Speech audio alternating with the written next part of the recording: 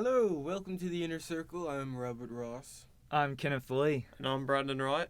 And today we're going to be talking about whitewashing in Hollywood movies. And just in case you couldn't figure out from our voices, Robert is black. Yes. Is that the correct terminology? I believe Okay. I believe that. And yes. I am Asian. Wait, And- you're Asian? Yeah. I thought you were Chinese. So, Well, this got playfully racist really fast. so But I started just it. like the Ghost in the Shell movie. Oh, there we go. We're the pivoting to transition, whitewashing. see. Yeah. Um, Brandon's this- white. Oh yeah. If you couldn't tell by my voice, It's very really bland. White. Wow, Kenneth. What are you from Japan? Bland and white. Okay. We're done being racist now. So, yep, totally. Whitewashing. It's a problem that's been going on forever. hey, there's only one solution. Okay, when I whitewash, I make sure to use half a cap of bleach. Man, you really waited to use it. You waited Yeah. for the proper time. You thought this was the best time to do that joke.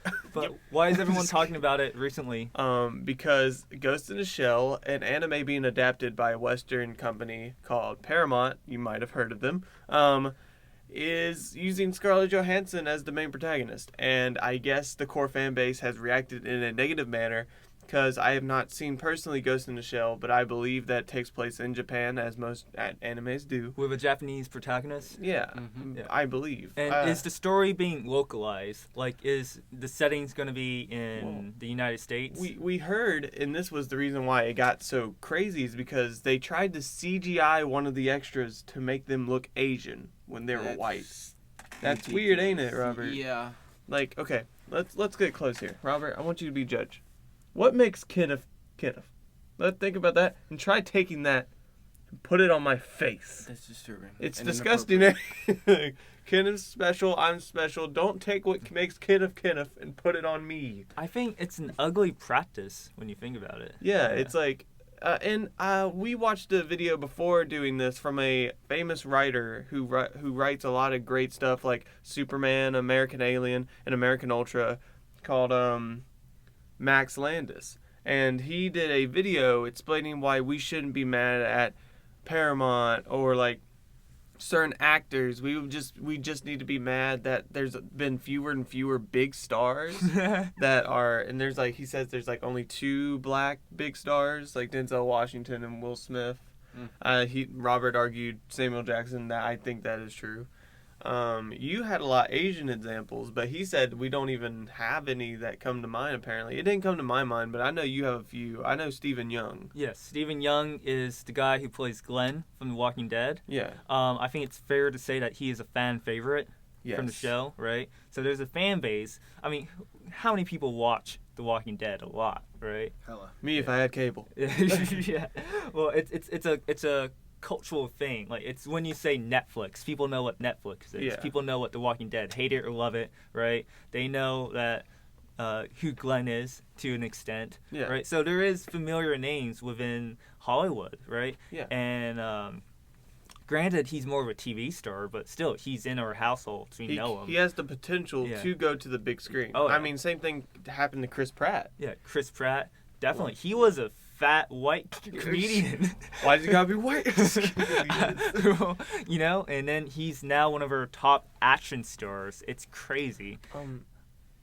Okay, we've been more repeating the news right now, but now to delve deep into it, like, we see a lot of complaining now, but we didn't see complaining like back. It was before our time, but remember when Gandhi was made? Yeah, he's like played by Ben Kingsley, a British man. British man. And like, I don't think anyone complained about that, including myself when I watched it for like history or something. I was like, he seems like a perfect Gandhi, but I'm sure there was a minority that was very offended by this. Yeah. And how does it feel like comparing it to? Because I can see where Paramount's coming from if we don't go by what Max Landis says. Like, they're a Western company, right? And so they're making for a Western audience, but the fact that they're not, the fact that they're Westernizing it this much, it does seem a little insane.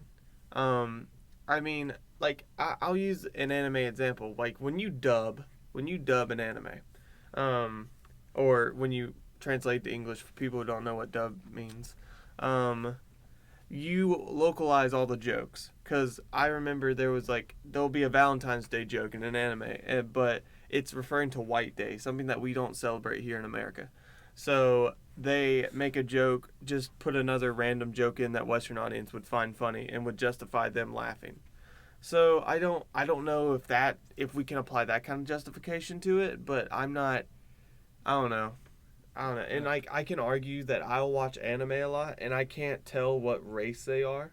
Like, it's like, in most anime protagonists, it's like one size fits all. And so, like, it can be anything. Like, a lot of anime protagonists are kind of like normal size, just looks like your generic man. Well, I will say that from what I hear, I'm not against, like, localization. I mean, the movie Edge of Tomorrow, the sci-fi action movie starring Tom Cruise, it's a damn good movie. But it's based off a Japanese novel where the main hero is Japanese, right? But his ethnicity didn't have anything to do with the character, really. That's just he was working for the United Nations. He just happened to be Japanese, right? I mean, it would have been nice for a Japanese actor to play him, but it wasn't important, right? But from what I hear about Ghost in the Shell, the setting is uniquely Japanese, where the plot takes in, right? Like, the setting's important to the plot and to the characters. So if they keep the story in Japan with a white protagonist, it's mighty suspicious.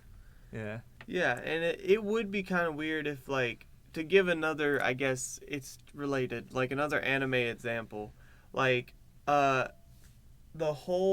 centered around Japan, Assassination Classroom. Like, the classroom which the teacher teaches in is Japan. A lot of things are Japanese. A lot of plot takes place on Japanese landmarks. Right. If you westernize it, it'd just be like flipping. And I will say, like, I realized just recently, by that I mean last night, that the characters in these animes are supposed to be Japanese. Like, it isn't like a one-size-fits-all character.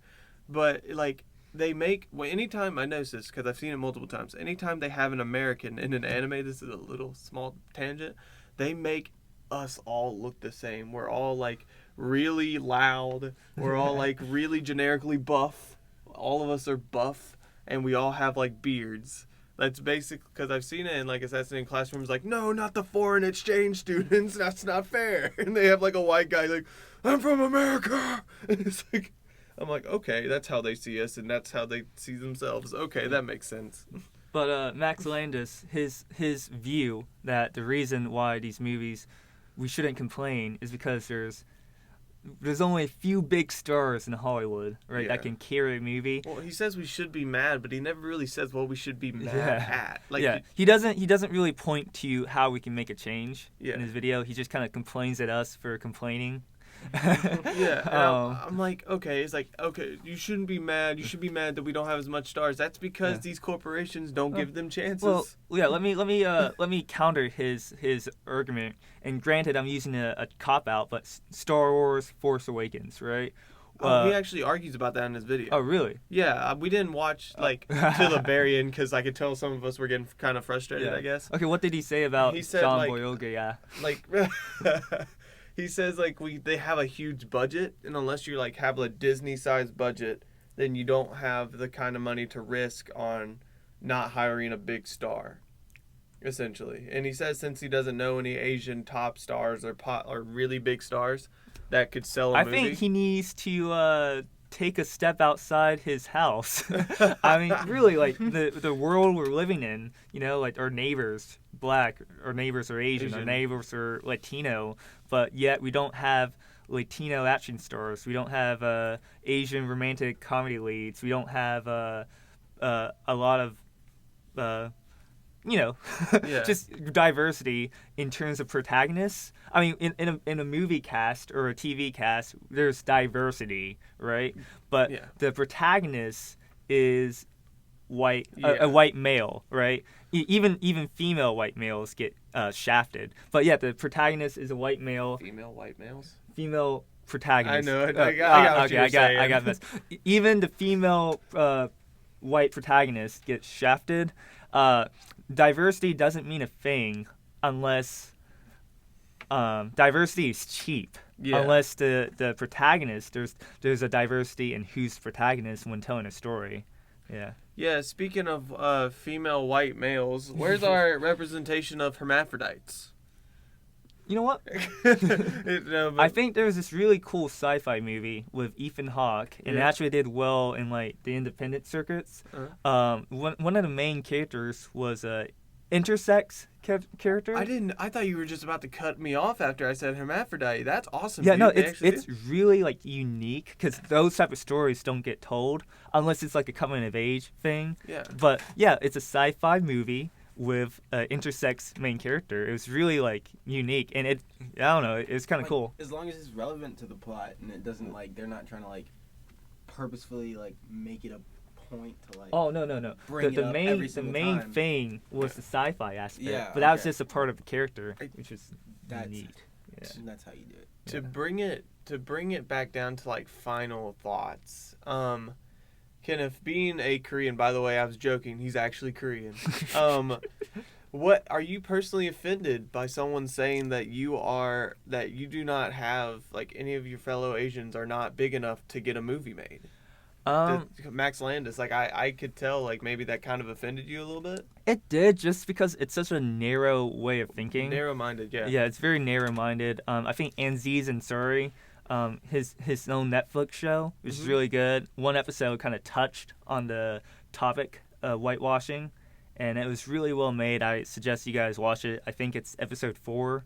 It's called Indians on TV. That's the name of the episode. His TV show is called Masters of None.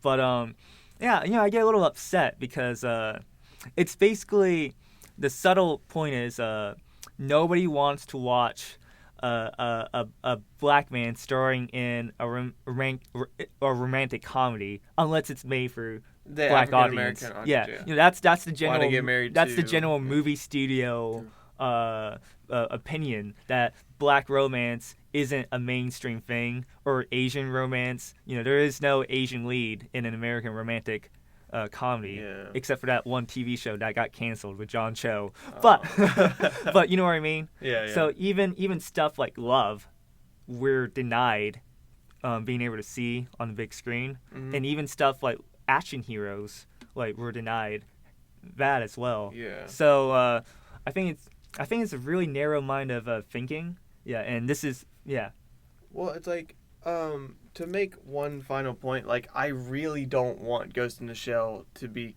canceled because it's getting such negative press that I don't know what Paramount's going to do, because right now they're just casting, right? Yeah. But it would be like, I don't know, part of my fanboy in me wants to see this movie get made. I think even if it has a white actor. A unique story is worth seeing. Yeah. It's just troubling that the casting is so troubling. Because like so many people are like, well, if Asians are, if they really want Asian actors, why don't they just get a Japanese company to make it? Like, they do that a lot. They did it for Parasite, another famous anime, like an adaptation. But the thing is, I assume that they do not have the budget that major corporations like Disney and Paramount have, and they end up looking kind of it's like, I'll show you a trailer of like what most animes adapted by Japanese studios tend to look like. It seems to be very cheap CGI, but that's not their fault. That's just like their reach is mostly for a Japanese audience.